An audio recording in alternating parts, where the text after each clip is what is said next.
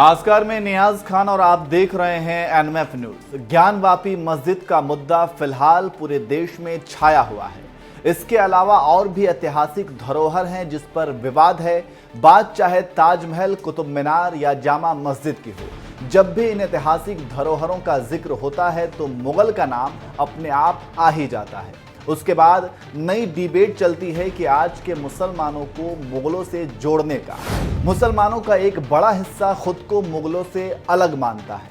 वहीं कुछ राजनीति से प्रेरित मुसलमान मुगलों को अपना पूर्वज मानते हैं और उसके हिमायती बनते हैं। और ऐसे मुसलमानों को बरगलाने का आरोप ओवैसी बंधुओं जैसे नेताओं पर अक्सर लगता है, जो खुलेआम अपने भाषणों में मुगलों को अपना पूर्वज कहते हैं। फिलहाल काशी से लेकर मथुरा तक मंदिर और मस्जिद का मुद्दा गरमाया हुआ है और नेताओं के विवादित बोल भी लगातार जारी हैं। इसी कड़ी में तेलंगाना बीजेपी प्रमुख बंदी एसके ने भी एक विवादित बयान दे दिया है, जिसकी चर्चा हर तरफ हो रही है।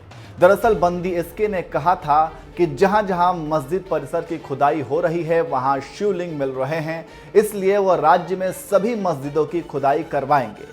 इसी विवादित बयान पर टीवी डिबेट में एंकर ने बीजेपी प्रवक्ता सुधांशु द्विवेदी से सवाल पूछ लिया कि बीजेपी के नेता मस्जिदों की खुदाई की बात कर रहे हैं, क्या खेलो इंडिया के बाद खोदो इंडिया शुरू हो गया है। इस पर बीजेपी प्रवक्ता सुधांशु द्विवेदी ने जवाब दिया, तेलंगाना में जो कुछ भी अकबरुद्दीन ओवैसी ने बोला था, भाजपा नेता ने अगर कुछ बोला है तो वो उसके संदर्भ में हो सकता है।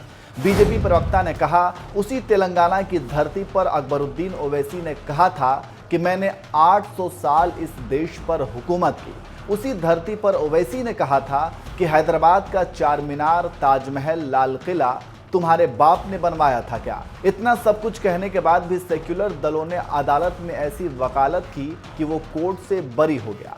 तो जहां पर उन्होंने मुगलों को अपना कहा, अपना बाप कहा, हिंदू देवी देवताओं के लिए घटिया बात कही, तो ऐसे में तेलंगाना के संदर्भ में अगर हमारे नेता ने अगर कुछ बोला है तो हो सकता है ओवैसी को जवाब दिया हो।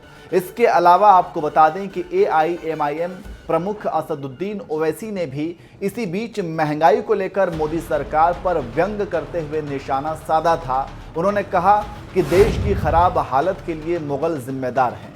पेट्रोल डीजल की कीमतों के बढ़ने का जिम्मेदार औरंगजेब है, अकबर कीमतों को बढ़ाने का जिम्मेदार है और शाहजहां की वजह से युवा बेरोजगार हैं। इसमें पीएम मोदी की कोई जिम्मेदारी नहीं, इन सब के लिए मुगल जिम्मेदार हैं। तो इस तरह से एक तरफ छोटे भाई मुगलों को अपने बाप दादा से जोड़कर देखते हैं, तो दूसरी तरफ बड़े भाई मुगलों पर राजनीति करते हैं। मुगल आक्रांता थे, ये सभी बात जानते हैं, जिन्होंने भारतीय पारंपरिक संस्कृति को नुकसान पहुंचाया। ऐसे में अकबरुद्दीन ओवैसी के विवादित बयान को आप कैसे देखते हैं, कमेंट करके ज़रूर बताएं।